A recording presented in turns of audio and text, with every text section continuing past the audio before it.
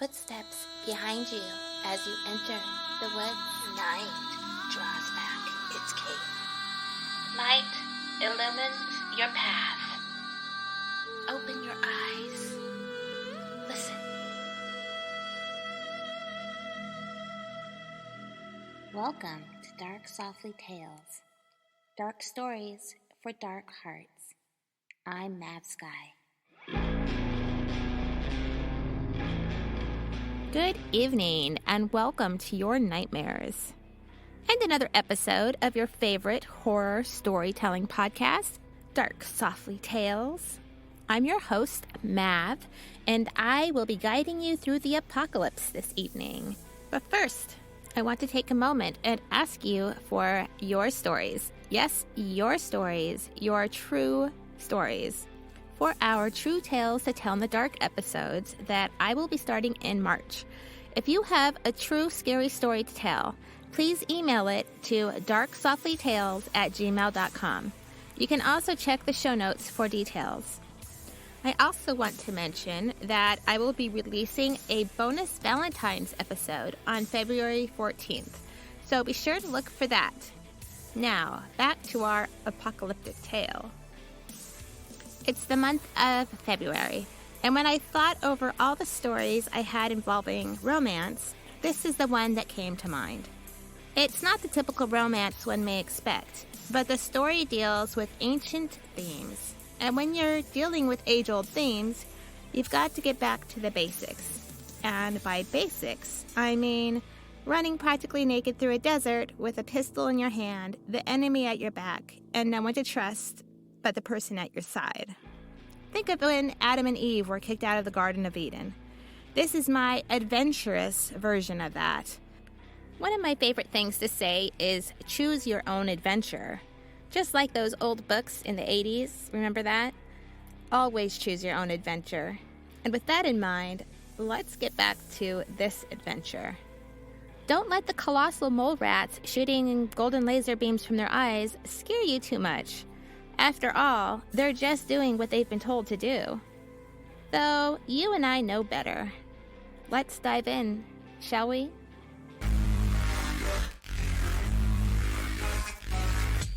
Take my hand and hang on tight as we journey into the dark softly.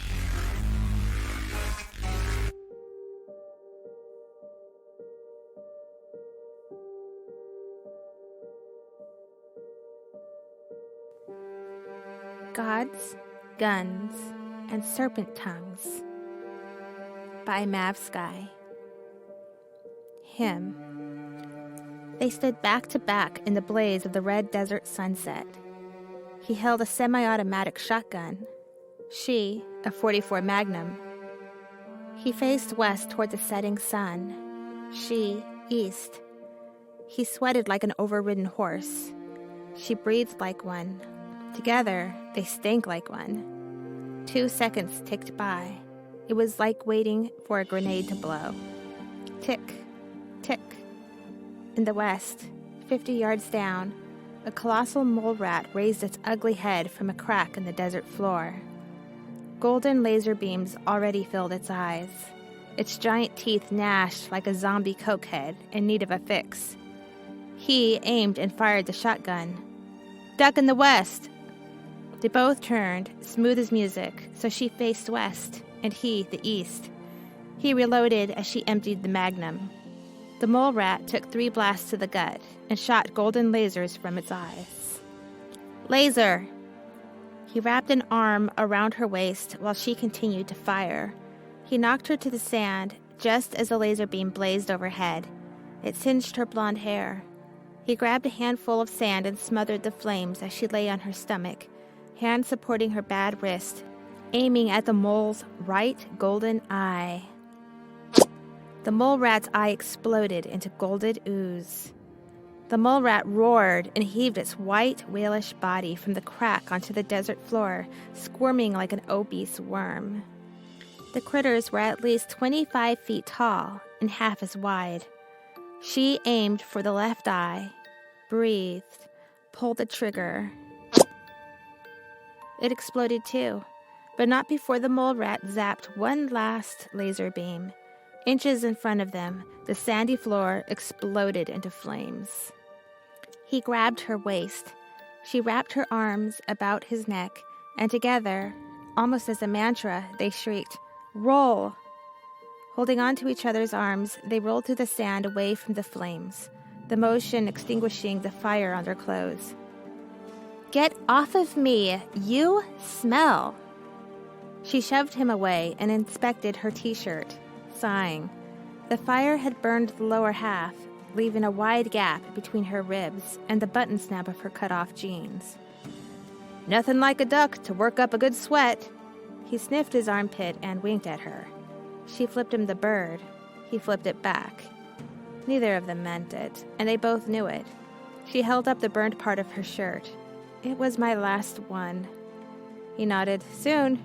You're going to have to go all Tarzan Jane with a moleskin. Maybe call up some baboons and have them make us some dinner." He swore he'd seen a baboon once out in the desert, late at night when he was alone. The fuzzy creature had silver teeth. It had hissed at him and run away.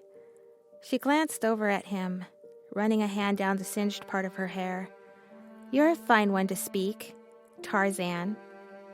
And the truth be told, he did resemble Tarzan. He wore a moleskin loincloth, his clothes burnt long ago. A nice tan covered his well-muscled shoulders. "What, this old thing?" He lifted the bottom edges of the skin and curtsied. "Madame, your kindness surpasses you." They glared at each other. In the times of the colossal white mole rats that shot laser beams out of their eyes, it was survival of the fittest. They did what it took to survive. Sarcasm was as necessary a defense as a shotgun.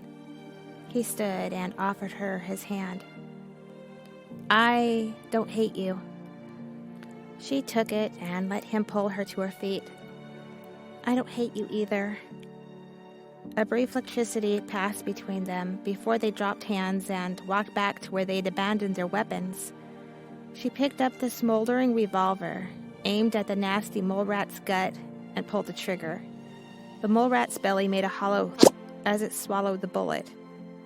"Well, it still works." He checked the shotgun's action, cocked it, and fired. "Mine's good." She nodded, and they both walked to the mole rat. Its massive, hairless body lay on its side, feet sticking into its hidey hole. Liquid goo concealed its ghostly white complexion. Black tumors hung off its gerbil cheeks like haggard witch tits.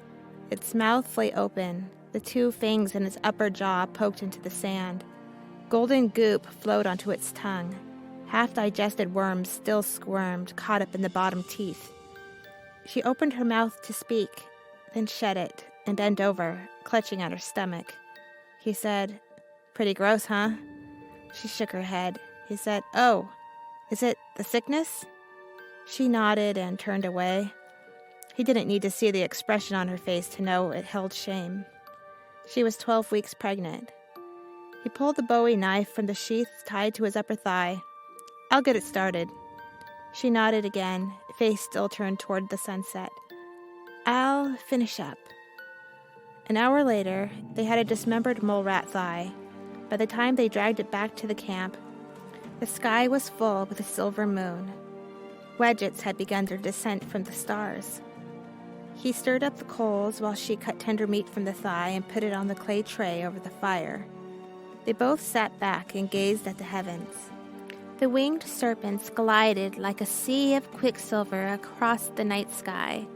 When the mass reached Earth's atmosphere, a spark lit up the sky like lightning. The Wedgets fled in different directions, to different continents, anxious to patrol. They were generally peaceful creatures. However, if they spotted an enemy of Horus, or sensed harmful intent, they'd spit poison acid at their victim's skin, far more potent than the mole rat's laser beams. She glanced away from the Wedgets. "I miss my iPhone." He laughed. She gazed over at him. Before the polar switch, I had just discovered Emily Autumn's music. I had heard Dead is the New Alive at the gym and wanted to listen to the rest of the album. I never got a chance. Now it's all gone. The music. He shook his head. I miss my Tom Waits album. She stoked the fire with a stick and said, There is a light in the forest. He pointed at her, just the right bullets. She nodded, laughing, and they both hummed the lyrics for a moment. Then she interrupted, He was of Ra. He glanced down from the stars to the fire. Nah, Waits was of Horus. She dropped the stick. No, I've told you. He flicked his wrist and put the other hand on his waist. He mocked, I totally saw his eyes on a YouTube video, and they were golden. Blah, blah, blah, blah, blah. She couldn't help but giggle as she checked the mole meat. It was still pink, so she flipped it over. I swear, they were golden, I'm telling you. He mimicked her again, and on they carried, the same conversation of almost every night for the past month. She wrapped her shoulders with a moleskin and stretched out beside the fire. He held his shotgun, although they both knew he wouldn't need it until the morning. Horus ruled the night, spreading hypnotism over all things Ra. The god and his minions hibernated. Sometimes I'm afraid. She had never said this before. He rubbed a moleskin cloth over the barrel of his shotgun and glanced at her bare stomach in the moonlight.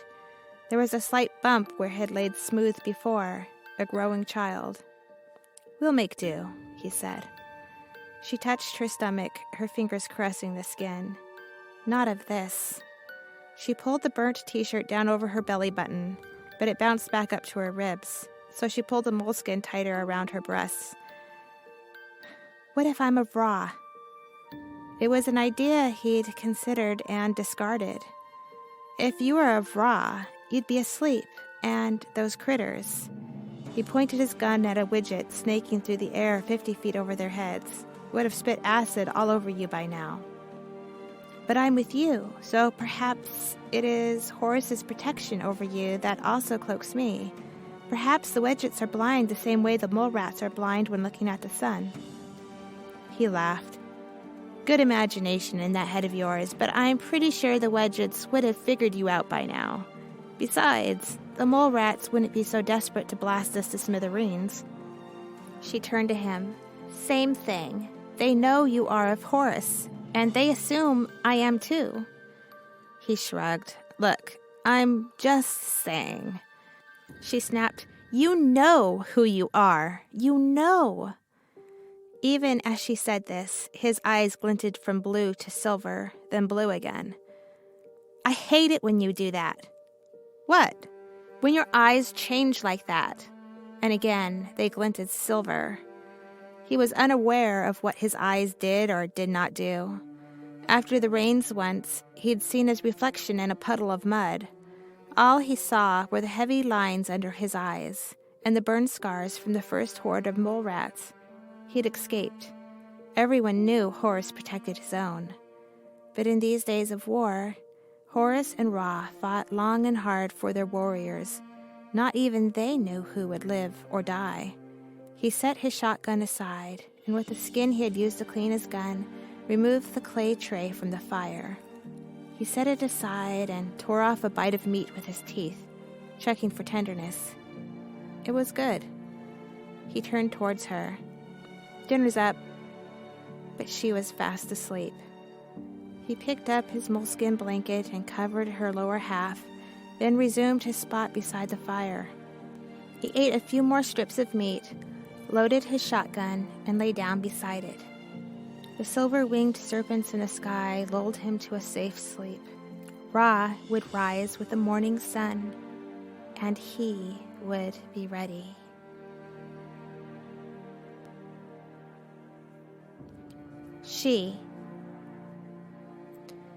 She dreamed of quick silver horses galloping over a sea of cornstalks. The sun loomed high above, its rays occasionally bursting out in blinding beams the color of lava. In the distance, she heard drums beating in perfect time to the galloping herd, in perfect time to her heartbeat. A screech broke from above the drums. A falcon flew overhead, and with its ice-silver wings outstretched, it circled around the horses over and over. Its shadow grew and stretched over the herd, protecting them from the sun's rays. Angry, the sun flared lava, aiming at the bird, but the bird screeched and rolled around the outburst of light, all the time maintaining its protective shadow over the horses. Then, in fast-forward speed, as if throwing a temper tantrum, the sun dashed through the sky and set behind the mountains. The ice-silver falcon led the thundering herd into evening shadows, then faded as night bloomed. The horses had settled, and they were grazing upon the cornstalks, when a roar startled them. They scattered into separate groups, then drew back together like a school of fish. A golden lioness leapt out of the corn, growling and spitting. It dashed after one group, then the other, confused by their tactic. A lonely neigh drew the lioness's attention. A foal, unfamiliar with the herd's maneuvers, galloped by itself behind the rest. There was something different about the foal. It wasn't silver like the other horses, but a deep, earthy green. Its long, gangly legs scuttled through the corn, and the lioness sensed its youth and weakness. Alone, it was the perfect prey. The drums beat louder as the lioness bounded toward the green creature, her golden claws outstretched, drool dripping off her fangs. Cornstalks bowed at her majesty as she approached the foal, giving her even more advantage. When the foal noticed her, it neighed and dashed to the left and then to the right. Tired of the chase, the lioness pounced. In one graceful motion, the giant cat was on the foal's back, ripping at its neck. The green foal went down with the lioness, both hidden by blood-splattered cornstalks. The drum slowed to a stop as life faded from the foal.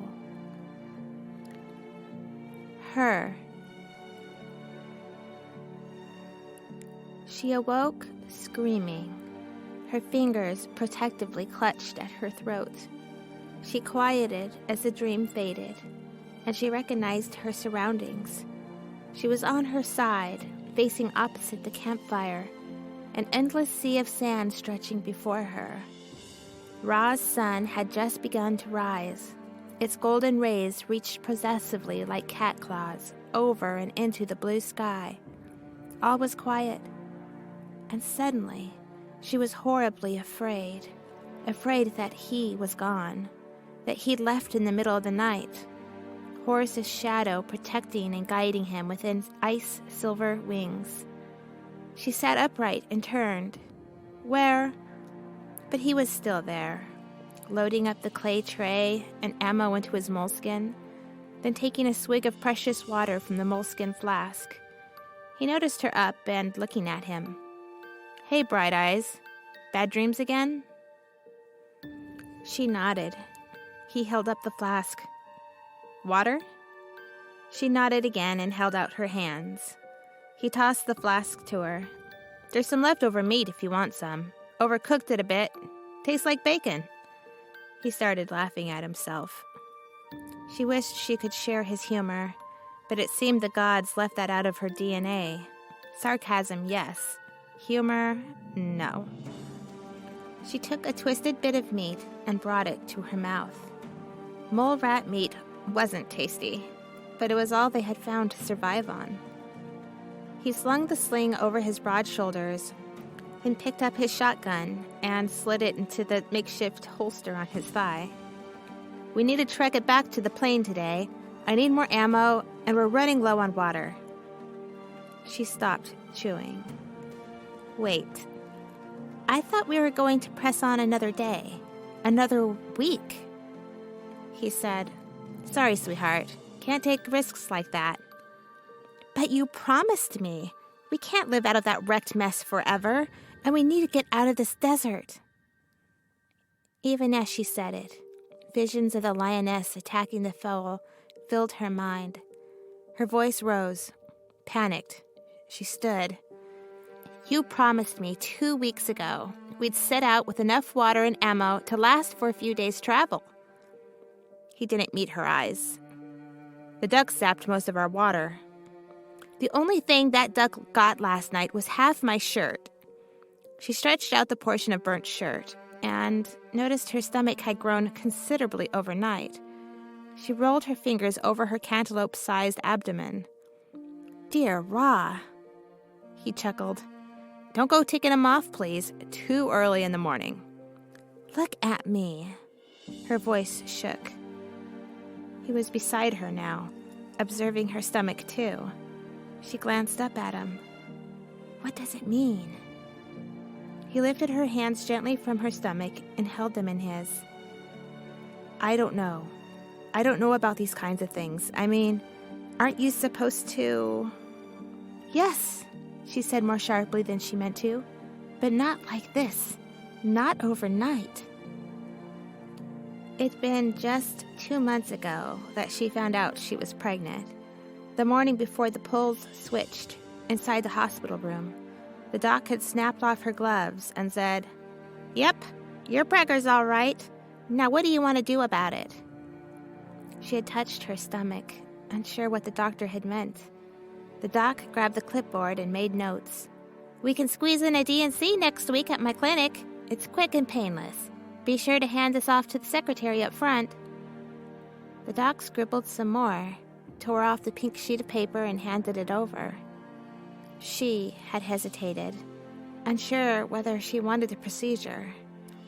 Then the earthquake hit. The doctor had dropped the paper and rushed her to the tornado shelter beneath the hospital, along with the other patients. They reemerged weeks later to get on the refugee plane. Texas was frozen over like a giant popsicle. Buildings and houses, palm trees and oaks remained perfectly intact and perfectly iced over. That was all she was able to glimpse before she was rushed into one of the refugee planes with other patients and flown off into the clouds. They had all crowded around the windows, not recognizing the sea of frozen land below them. En route to Seattle, the authorities had been given word that the old mining caves up in Rainier's mountains had become a safe haven for many. It was a natural sanctuary against the harsh weather, and rations for hundreds of thousands had been stored up. All that changed when the mole rats emerged that sunset and aimed their laser beams at the airplanes. Every single one of them had gone down, and the fleeing survivors were burnt to a crisp by the mole rats' attack. Or so she'd heard. She didn't remember anything except the loud noise and the feeling of falling.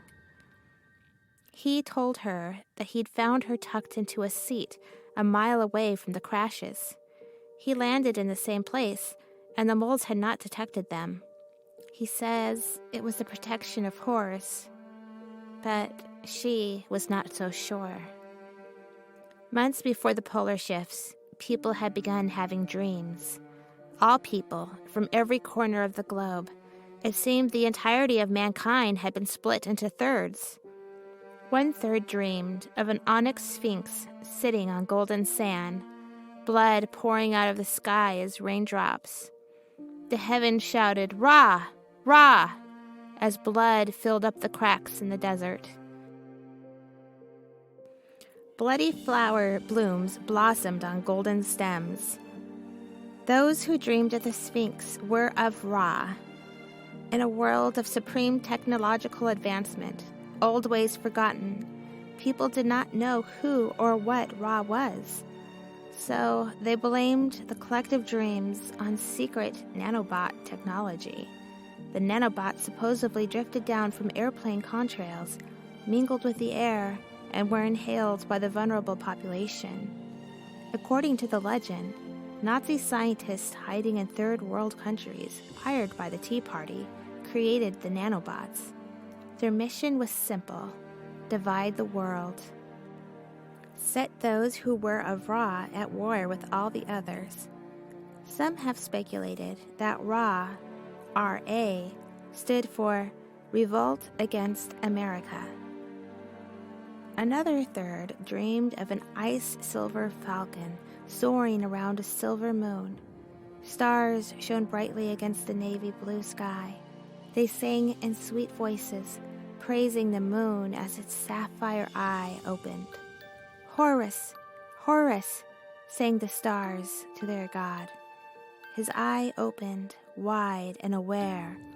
These people did not believe in Nazi scientists or Tea Party operatives. They believed their minds were being activated by tiny laser discs placed inside the amygdala. These were implanted by lizard people who lived on the dark side of the moon. Lizard civilization on the moon rose to number 1 on the Google and Yahoo search engines. It became the number 1 trending topic on Twitter. Tumblr held millions of random pictures and drawings of what the majestic lizard civilization looked like, what they ate, how they procreated. It trended on Twitter for weeks, until Miley Cyrus came out of the closet, announcing she was of the third and much smaller group of people. The third group dreamed of nothing, their dreams pitch black. And even more, they felt nothing. Their emotions drained away as if seeping through the earth into a gigantic black hole of depression. These people were herded into hospitals, medicated, observed. These people had no predictions of the future. They didn't blame political parties or lizard civilizations. Instead, the third kind developed the highest suicide rate in world history. They were branded, microchipped, braceleted. The bracelet marked their kinds as unbelievers. It also listed their meds and which doctor they belonged to. Being unimportant as unbelievers, they sat in their homes, apartments, basements, rotting away. Soon after Miley's announcement, she cut out her tongue with a dinner knife and threw it off the balcony of a second-story restaurant. Miley's tongue fell into the purse of a woman who claimed Ra as her god. The woman picked Miley's tongue out of her bag in front of the small crowd that had gathered around her, looked up at the pop star watching from the balcony, and brought the tongue to her lips as her eyes flashed golden. The media ate it up. Miley's tongue broke new trending records on Twitter. Miley's tongue had trended when it was in her mouth, but detached, it was a much more exciting story, especially when it went up for auction on eBay. Those days were gone now. It was just she and he out in the middle of this God-forsaken desert. But God-forsaken was the wrong word. The gods were everywhere, in everything, playing their cards, moving their pieces, a couple of kittens fighting over a dying bird. She was of the third group. Black dreams, sullen thoughts. She considered putting a pistol to her head the day before she had found out she was pregnant, the day before the polar switch. But after the switch, her dreams became alive again. They filled her with dread and fear. She was still called an unbeliever, but it was as if a switch had been flipped inside her brain from dead to alive. Before, in her near-catonic depression, living in the favor of one god or the other meant nothing to her. Now, she was an orphan in the world of two warring gods. What scared her even more was the living being thriving in her womb. She was not a virgin, not by a long shot, but she hadn't been with a man in months either. Between her depression, medication, and the fact that every other living soul was caught up in Team Ra or Team Horus, the chances for a one-night stand had dropped to 0. But who was the father? And why couldn't she remember? Had someone raped her while she was sedated? She pushed away the suspicion, as she often did, but it always popped up again. It seemed the only real option. The hot, dry breeze woke her from her thoughts. She was in the desert, with him. They hadn't told each other their names. She preferred it this way, and so did he. She placed her hands on her stomach again, in awe, afraid. She heard him sigh. Look, I know I promised you we'd go further, but what's the point? There's nothing but desert for miles, probably hundreds of miles. The ducks will be out again at sunset, and I'd feel better to have some steel between us and them. Us and them. He was of Horus, obviously against Ra. That much was made clear by the dreams. But she was of nothing, no one, an unbeliever. So how could she and he be on the same side, on the same team? You mean between him and you? His facial expression turned puzzled. What? Horus and Ra, you and Ra. No, he said, his voice gentle. He put a reassuring hand on her shoulder. Us as in you and me. I am of neither. You don't know that. Besides, if you are of Ra, wouldn't Horus have told me? He's protecting us. That's why we are still alive. She rolled her eyes and stepped away from his hand. She shook her head. He is protecting you. And for what purpose? What does he want you to do? He frowned, and that was when she knew he was hiding something. Making up her mind, she squatted to the earth and began rolling up her moleskin blanket and picking up her own sling. I'm not going back. He put his hands on his hips and glared up into the sky. His enemy rained in heat from above.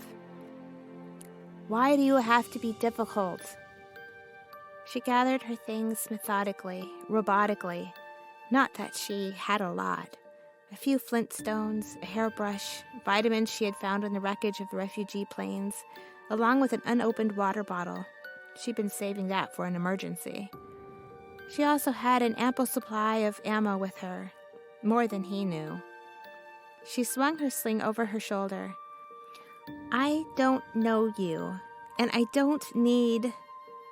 Her lips trembled, and the words froze in her mouth.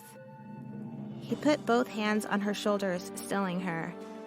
You've known me for weeks. We take care of each other.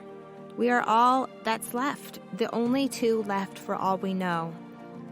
She refused to meet his eyes. Her mind was made up. I don't trust you. Because I'm of Horus? This broke her frozen spell, and she pushed him away. I don't give a shit who you are of. There is something you're not telling me. Not just now, but all this time. She turned away from him and stated something that had been eating at her since they first met. I don't believe you just happened to land by me when the airplanes blew. I don't believe you were even on the airplanes. She did look him in the eye now, and it was his turn to glance away.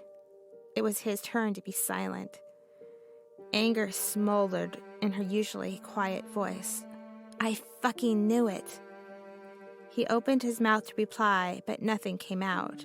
He shrugged, turned up his palms. What do you want me to say? She turned her back on him and walked west, toward the sun, toward Ra. What about the baby? He asked. She didn't reply, just walked. With every step, she felt another emotion, a sinking one. She was alone. A different kind of isolation than when she'd laid in bed behind a black curtain of medication and despair. This time, she was utterly alone. And this time, she felt it. After a while, she couldn't help but turn around and look back at him. He was gone. The land lay flat for miles in every direction. She wondered how she couldn't see him, but she supposed it didn't matter. She made up her mind, and she was going to carry through with it, even if it killed her.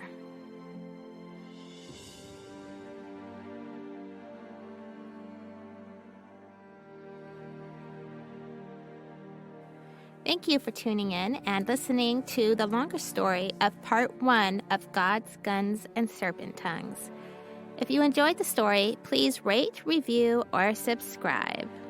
Also, feel free to say hello on Twitter or Facebook. Your support means so much, and it keeps the show going. Be sure to check out the bonus episode this Friday. It will be very short, but one my fans have always loved. And then I'll be back on Monday with part 2 of Gods, Guns, and Serpent Tongues. Until then, shine bright, dark hearts.